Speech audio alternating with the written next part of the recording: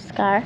ये महाभारत कथा पूरी तरह से वेद व्यास महाभारत के ऊपर आधारित है। यदि आप इसका निरंतर श्रवण करते रहना चाहते हैं तो इस चैनल को सब्सक्राइब ज़रूर कर लें और आगे आने वाले सभी पॉडकास्ट के नोटिफिकेशन के लिए बेल आइकन को भी ज़रूर से प्रेस कर दें।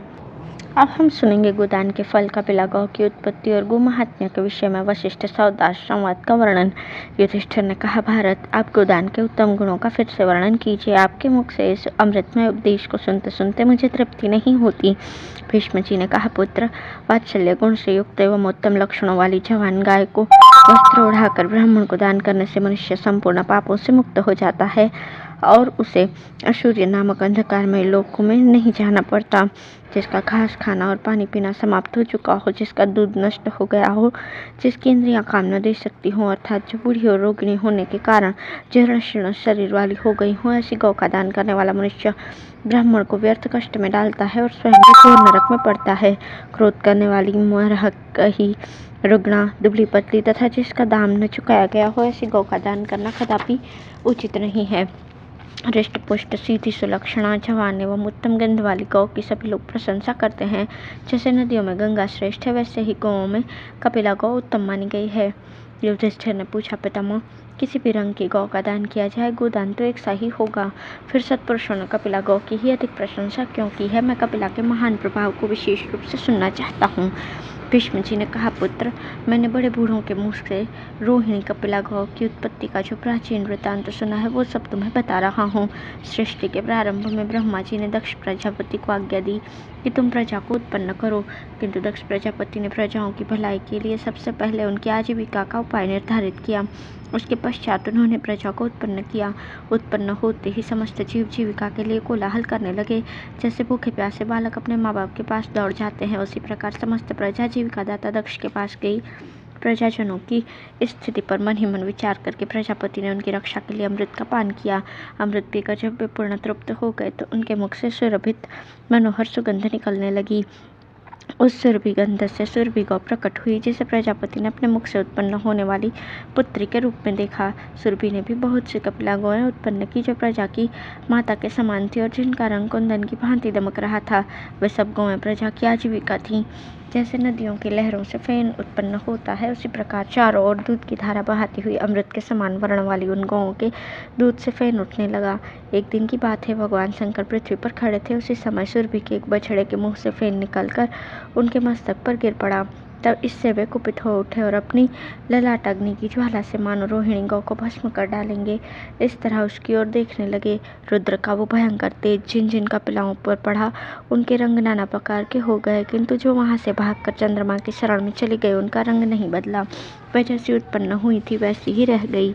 तब प्रजापति ने महादेव जी को कुपित देखकर कहा, प्रभु, आपके ऊपर अमृत का छींटा पड़ा है। गौओं का दूध बछड़ों के पीने से झूठा नहीं होता।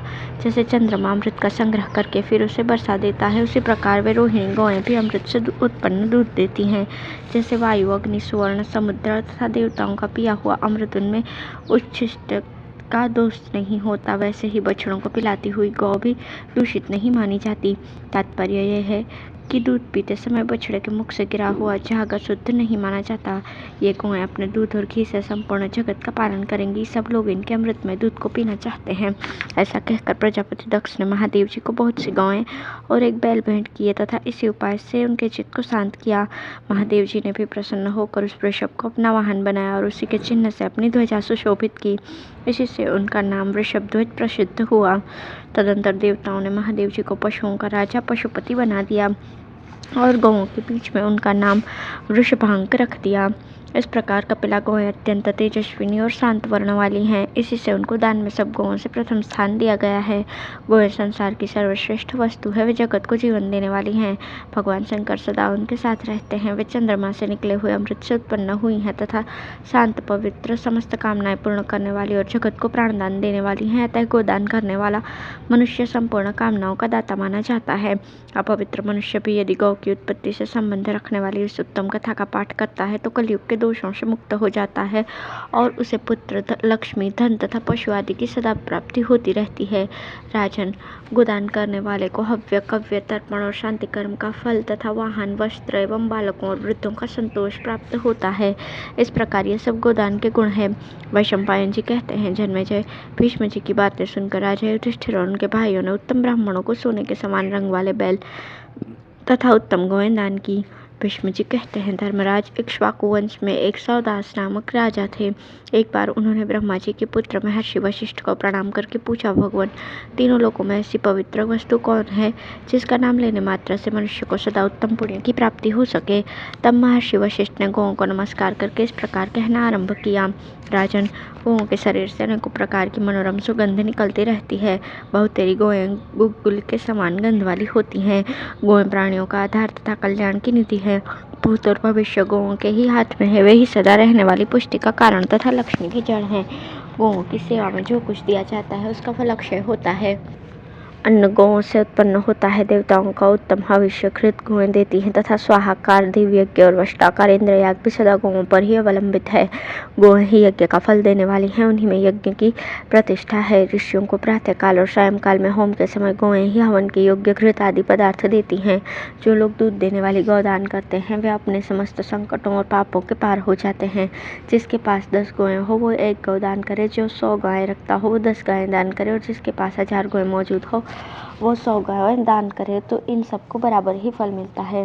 जो 100 गौओं का स्वामी होकर भी अग्निहोत्र नहीं करता, जो 1000 गौएं रखकर भी यज्ञ नहीं करता, जो धनी होकर भी कंजूसी नहीं छोड़ता, ये तीनों मनुष्य अर्घ्य पाने के अधिकारी नहीं हैं।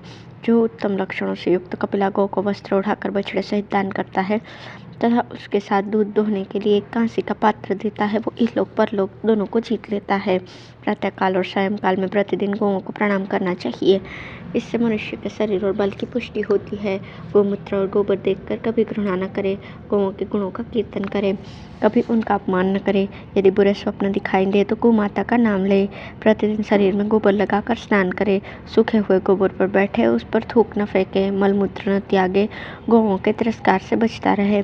अग्नि में गाय के घृत का हवन करे, इसी से स्वस्ति वाचन कराए। गोघृत का दान और स्वयं भी उसका भक्षण करे तो गौओं की वृद्धि होती है।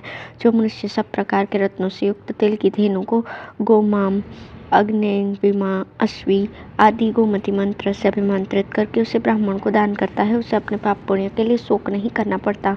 रात्रि हो या दिन, अच्छा समय हो या बुरा, कितना ही बड़ा भय क्यों न उपस्थित हुआ हो, यदि मनुष्य निम्नांकित श्लोकार्थों का कीर्तन करता रहे तो वह सब प्रकार के भय से मुक्त हो जाता है। जैसे नदियाँ समुद्र के पास जाती हैं, उसी प्रकार सोने से मड़े हुए सींगों वाली दुग्धवती सुरभि और सौरभ्यी गौएं मेरे निकट आएँ। मैं सदा गौओं का दर्शन करूं और गौएं मुझ पर कृपा दृष्टि करें। गौएं मेरी है और मैं गौओं का हूँ। जहाँ गौएं रहे वहीं मैं भी रहूं। प्राचीन काल में गौओं ने श्रेष्ठता प्राप्त करने के लिए 1 लाख वर्षों तक कठोर तपस्या की थी। उनकी इच्छा थी कि इस जगत में जितनी दक्षिणा देने योग्य वस्तुएं हैं उन सब में हम उत्तम समझी जाएं, हमको कोई दोष न लगे। मनुष्य हमारे गोबर से स्नान करने पर सदा पवित्र हों। देवता और मानव पवित्रता के लिए सदा हमारे गोबर का उपयोग करें। समस्त चराचर प्राणी हमारे गोबर से पवित्र हो जाएं और हमारा दान करने वाले मनुष्य को ही हमारा उत्तम लोक गोलोक प्राप्त हो। इस प्रकार का संकल्प लेकर जब गौओं ने अपनी तपस्या पूर्ण की तो उसके अंत में ब्रह्मा जी ने उन्हें वरदान दिया, गौ, तुम्हारी समस्त कामनाएं पूर्ण हो और तुम जगत के जीवों का उद्धार करती रहो। इस प्रकार अपनी कामनाएं सिद्ध हो जाने पर गौएं तपस्या से निवृत्त हुई और उसके पश्चात जगत का कल्याण करने लगी। इसलिए वे महान सौभाग्यशालिनी गौएं परम पवित्र मानी जाती हैं। वे समस्त प्राणियों से श्रेष्ठ एवं वंदनीय हैं। जो मनुष्य दूध देने वाली सुलक्षणा कपिला गौ को वस्त्र उठाकर कपिल रंग के बछड़े सहित दान करता है वो ब्रह्मलोक में सम्मानित होता है। सदा गोदान में अनुराग रखने वाला पुरुष सूर्य के समान दीप्यमान विमान में बैठकर मेघमंडल को भेदता हुआ स्वर्ग में जाकर सुशोभित होता है।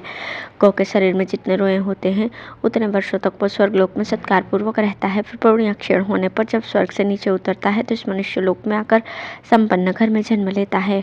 मनुष्य को चाहिए कि सवेरे और सायं सायंकाल आचमन करके इस प्रकार जाप करें। घी और दूध देने वाली घी की उत्पत्ति का आधार, घी को प्रकट करने वाली घी की नदी तथा घी की भंवर रूप गौएं मेरे घर में सदा निवास करें। मेरे आगे पीछे और चारों ओर गौएं मौजूद रहें और गौओं के बीच में मैं निवास करूं। इस प्रकार प्रतिदिन जाप करने से मनुष्य के दिन भर के पाप नष्ट हो जाते हैं। गोदान करने वाला मनुष्य अपने माता और पिता की 10 पीढ़ियों को पवित्र करके उन्हें पुण्यमय लोकों में भेजता है। जो गौ के बराबर तिल की गाय बनाकर उसका दान करता है तथा जो जल का दान करता है उसे यमलोक में कोई यातना नहीं भोगनी पड़ती। गौ सबसे अधिक पवित्र, जगत की प्रतिष्ठा और देवताओं की माता है।